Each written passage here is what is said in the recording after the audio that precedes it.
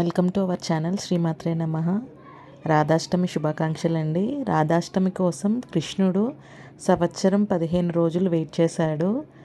కృష్ణాష్టమి తర్వాత వచ్చే అష్టమే రాధాష్టమి. రాజా వృషభాను కీర్తిల సంతానమే రాధ. రాజుకు సహస్రదళ పద్మంపై రాధ దొరికిందంట. రాధ ఎంతో కాంతితో, అందంగా, బంగారు వర్ణంతో మెరుస్తూ కనిపించిందంట. రాధ పుట్టిన తర్వాత కళ్ళు తెరవలేదంట. తల్లిదండ్రులు ఎంతో బాధపడుతున్నారు. ఈ వార్త ఊరంతా పాకింది. ఈ వార్త కృష్ణుడి తల్లిదండ్రుల దగ్గర వరకు వెళ్ళింది. వాళ్ళు కూడా చూద్దామని వచ్చారు రాధని. కృష్ణ స్పర్శతో రాధ కళ్ళు తెరిచిందంట. ఆ జగన్మోహనాకారుణ్ణి మొదటిగా కళ్ళు తెరవగానే రాధ చూసిందంట. కృష్ణ ప్రేమ కోసం 16,000 మంది గోపికలు ఎదురు చూస్తూ ఉంటే కృష్ణుడు మాత్రం రాధ ప్రేమ కోసం చూస్తాడు. కృష్ణ కృష్ణ అని మనం వేడుకుంటే ఒకసారి వింటాడో వినడో కానీ రాధే రాధే అంటే మాత్రం ఖచ్చితంగా వింటాడు.